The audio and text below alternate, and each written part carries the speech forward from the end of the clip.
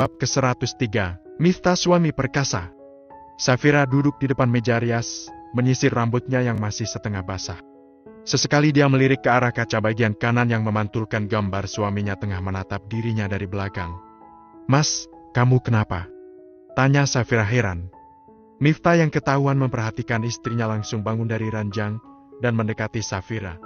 Kemudian lelaki itu membalikkan kursi yang diduduki Safira sehingga kini istrinya menghadap dirinya. Miftah tersenyum, menampakkan gigi gingsulnya yang semakin manis. "Mas, senyummu itu mencurigakan." Setelah Safira merinding duluan.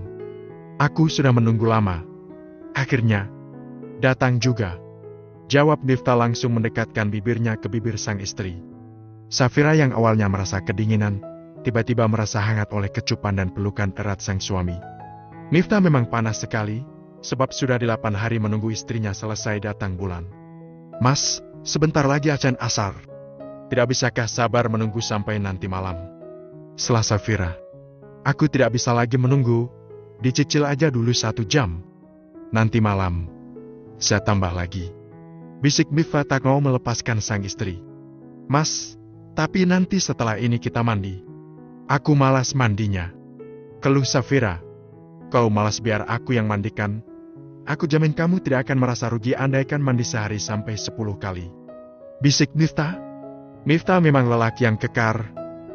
Dia memiliki kekuatan tinggi, sehingga tidak bisa membuat Safira melepaskan diri dari pelukannya. Apalagi ketika Miftah sudah mencumbu, seperti serigala kelaparan yang beberapa bulan tidak makan. Safira hanya bisa pasrah ketika suaminya itu terus menyerang dan membuat banyak bekas di tubuhnya. Walau begitu, Safira sangat menikmati keperkasaan suaminya. Dia sangat menyukai Miftah ketika mode gas, baginya lebih menggarahkan dan memuaskan.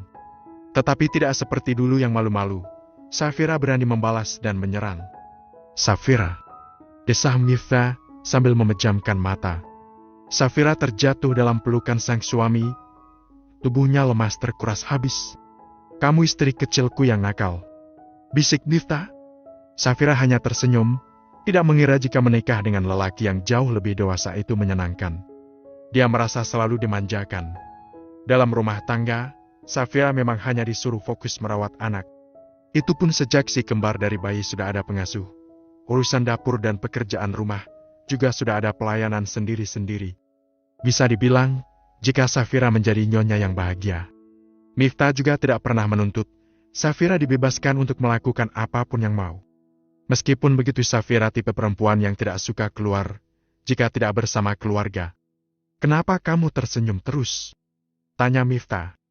"Awal menikah denganmu, aku sangat takut sekali, Mas. Tetapi aku bersyukur kamu yang dulunya sangat jutek berubah menjadi baik. Aku berharap Nesen dan Nala juga bahagia dalam pernikahan mereka," ucap Safira. "Makanya aku selalu mewanti-wanti agar mereka bisa memilih orang yang tepat. Nala sendiri sudah kita jodohkan dengan Arjun. Dia anak baik, pasti akan tanggung jawab," jawab Miftah. "Tapi dari pandangan aku, Arjun seperti belum siap menikah. Sedangkan untuk usia Nala yang lainnya sudah punya anak. Apakah kamu tidak merasa khawatir? Apakah Arjun benar-benar mau dijodohkan dengan Nala?" tanya Safira cemas. Nala cantik dan cerdas. Atas dasar apa Arjun tidak menyukainya? Ayahnya yang dulu playboy dan brengsek juga pada akhirnya tunduk pada Indria yang bercadar, balas Miftah santai. "Entahlah, aku masih merasa cemas saja. Bagaimana kalau malam ini kita bicarakan lagi masalah ini? Sebagai seorang ibu, aku tahu jika Nala mencintai Arjun.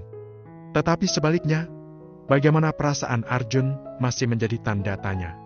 Ya, kita berharap akan menjadi kisah yang baik, tetapi kalau memang Arjun mencintai gadis lain, setidaknya kita bisa bersiap-siap. Aku tidak rela jika anakku sampai terluka. Aku tidak rela," saran Safira serius. "Ya," jawab Miftah, jadi ikut kepikiran juga. Karena pembawaan Arjun lebih tenang dan misterius dibanding dengan ayahnya, justru Arjun tidak mudah ditebak. Memang benar selama ini, Arjun tidak pernah dekat dengan perempuan lain selain Nala. Tetapi hubungan mereka juga malah seperti teman biasa. Jika memang ada perasaan, sudah pasti Arjun akan bilang pada orang tua, setidaknya untuk mengikat Nala. Tapi hingga detik ini, Di usia mereka yang menginjak 28 tahun, Arjun masih saja membisu. "Mas, sudah azan. Ayo kita mandi," ajak Safira. "Ya, tapi sebelum itu cium aku 1 menit saja," pinta Miftah. Miftah mengecup bibir dan melumat habis, bahkan sampai lebih dari 5 menit masih belum mau melepaskan. "Mas," desah Safira terangsang lagi. Miftah tersenyum manis, memandang istrinya kemudian menggigit hidung Safira pelan. "Sudah, nanti malah kita terlambat salat," bisik Miftah. Safira meleleh hatinya. Dia tidak kuasa menahan tatapan sang suami yang mematikan. Sungguh suaminya itu benar-benar sangat menggoda. "Masih mau lagi?" tawar Miftah. Seketika Safira memerah wajahnya. "Alu, tapi memang masih ingin lagi. Kita mandi dan salat asar dulu. Setelah itu, nanti malam kita puaskan sampai pagi." Selam Miftah bangun duluan. Sama seperti keluarga Yongki, ketika sedang berada di rumah keluarga, Miftah juga akan melaksanakan salat berjamaah. Dan yang menjadi imam adalah Bintara yang kini sudah mulai memutih rambutnya. Selesai salat, semua sampai heran ketika melihat Nala yang berdoa begitu lama. Mereka menjadi penasaran, sebab biasanya selesai salat akan sungkem pada orang tua. "Nala, kamu berdoa apa kok lama sekali?" tegur Nason. Nala segera menghapus air matanya dan tersenyum manis. Selesai sungkem, gadis cantik yang lemah lembut itu segera kembali ke kamarnya. "Dia kenapa?" tanya Miftah pada Nason. "Aku tidak tahu, ayah," jawab Nason juga kebingungan. "Safira, kamu susul Nala ya. Siapa tahu jika dengan kamu dia mau mencurahkan keluh kesahnya," sela Bintara. "Ya, ayah," jawab Safira. Sebagai seorang ibu, tentu saja Safira bisa merasakan kesedihan putrinya. Walau diam tanpa banyak kata, dari senyuman putrinya yang dipaksakan tadi terlihat jelas ada sesuatu yang tidak beres. Safira mengetuk pelan pintu kamar putrinya. "Tok, tok. Assalamualaikum, ibu mau masuk ya?" "Waalaikumsalam, iya, ibu." "Pintunya tidak dikunci," jawab Nala. Safira takjub juga. Setiap kali putrinya sedang dalam keadaan bersedih lebih memilih membaca ayat suci Al-Quran dibanding curhat di sosial media, seperti anak gadis pada umumnya. "Apa ibu mengganggu?" tanya Safira lembut. "Tidak, ibu." "Ada apa? Kenapa ibu kesini?" tanya Nala. "Ibu hanya merasa kamu sedang bersedih. Boleh cerita pada ibu. Siapa tahu ibu bisa meringankan beban kamu," bujuk Safira. Nala menutup Al-Qurannya, lalu meletakkan pada tempatnya. "Ibu, apakah salah jika kita jatuh cinta pada orang yang tidak mencintai kita?" tanya Nala langsung meneteskan air matanya. Safira terkejut, seperti dugaannya putrinya akan patah hati jika berharap pada Arjun. "Tidak salah, sayang. Setiap manusia punya hak untuk mencintai orang lain. Hanya saja namanya jodoh itu sudah diatur oleh Allah, dan kita wajib untuk menerima takdir yang sudah ditentukan. Apakah kamu jatuh cinta pada Arjun?"